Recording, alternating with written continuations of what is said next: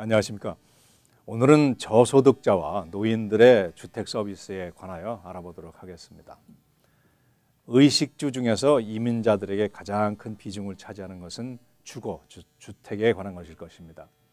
이민자들의 경우 아파트나 주택에 렌트로 들어갔을 때에 그 당시의 시장 가격에 그걸 모두 지불해야 하지만은 기존 주민들의 경우에는 정부 아파트나 노인 아파트, 렌트 안정 및 컨트롤법 또는 연장자들을 위한 렌트 인상, 스크리 등을 통해서 시장 가격보다 낮은 렌트로 살 수 있기 때문입니다.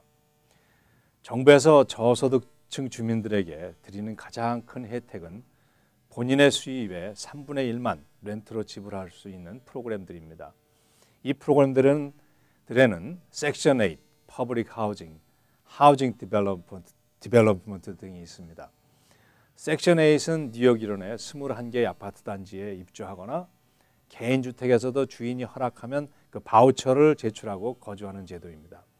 지난 10년 전부터는 바우처나 섹션 8 추가 신청이 동결되어 있습니다만 언젠가는 풀릴 거라고 생각합니다. 퍼블릭 하우징은 각 지방 정부가 서민들을 위하여 시행하는 주택 정책입니다. 뉴욕시 경우에는 17만 5천 아파트 유닛을 정부가 직접 운영하고 있습니다. 나이에 불문하고 입주할 수 있지만 수입에 제한이 있습니다.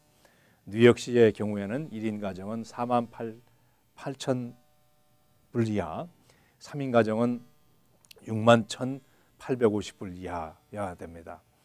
하우징 디벨롭먼트는 전반적인 주택 개발업자들을 통칭할 수 있으나 저소득층과 관련할 때 대개 어포더블 하우징과 노인들을 대상으로 하는 하우징을 말할 수 있습니다. 어포더블 하우징은 수입에 따라 렌트비를 조정하는 프로그램이고 노인 아파트는 수입에 따라 본인 수입의 3분의 1로부터 높게는 시장 가격까지 여러 가지 형태로 렌트가 조정되고 있습니다. 한인 노인분들께서는 노인 아파트라고 말씀하실 때에는 시형 아파트하고 일반 법인체들이 개발하는 노인 아파트와 혼동을 하신 경우가 많습니다. 시형 아파트는 노인뿐만 아니라 젊은 층도 입주할 수 있고 매우 드물게 노인분들만 입주시키는 아파트가 있지만은 일반적으로 노인 아파트는 일반 법인체들이 개발을 운영하는 아파트를 말하고 있습니다.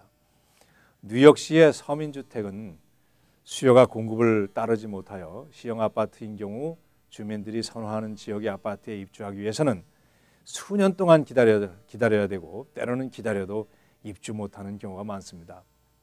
일반 법인체들이 개발하는 아파트의 경우에는 땅값이 만만치 않고 연방정부의 지원금이 원활하게 지원되지 못해서 현재는 좀 개발이 지연되고 있는 상태입니다.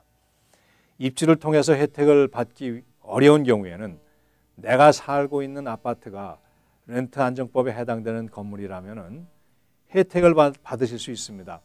62세의 경우 작년 경우에 2만 9천 불 이하의 소득이 있고 소득의 3분의 1 이상을 임대료로 지불하고 계시면 살고 있는 곳이 렌트 규제를 받는 주거지라고 판명이 되면 그 연장자의 렌트 인크리를 동결하는 스크리를 신청해서 그 인상되는 렌트에 대한 것을 내가 내지 않고 정부가 지불하게 됩니다. 그러나 집주인이 스크리를 받지 않는지 받는지 안 받는지를 확인하셔야 되고 그리고 집세를 갱신할 때에는 계약서를 랜드로드와 테넌트가 양쪽이 모두 사인한 그 리스 컨트랙을 함께 제출해야 됩니다. 가급적이면 2년으로 갱신해서 제출하시는 것이 좋습니다. 한국 노인들께는 매우 드문 경우지만 은퇴 노인의 경우 자신의 집을 누구에게 물려줄 생각이 없다면 은행에 그것을 되잡히고 매달 얼마씩 배당금을 받다가 돌아가시게 되면 은행의 소유권을 가져가는 리버스 모기지라는 프로그램도 있습니다. 노인들이 자신들이 살던 곳을 더 관리하기 어려운 경우는 노인들을 위한 주거 형태로 특별히 구상된 실버타운에 이주하고 독립생활을 유지하지만 주택이나 외부 관리를 그 타운에 맡길 수 있으니까 좀 편한 면이 있습니다. 그러나 이곳에서 독립생활이 불가능해지시면 전번 말씀드린 것처럼 어덜트홈이나 어시스티드 리빙으로 이전해서 치사와 청소 등을 맡기고 생활하다가 의료 치료가 필요하면 양로로 이전해서 생활할 수도 있습니다. 그러나 이러한 시설 보호의 과정을 밟지 않고 내가 살고 있는 곳에서 이웃들과 함께 지내기를 원하신다면 평소에 건강관리 잘 하시고 밝은 마음을 지니는 것이 매우 중요하다고 생각합니다. 그러면 다음 시간에는 빈곤에 대해서 말씀을 드리겠습니다. 안녕히 계십시오.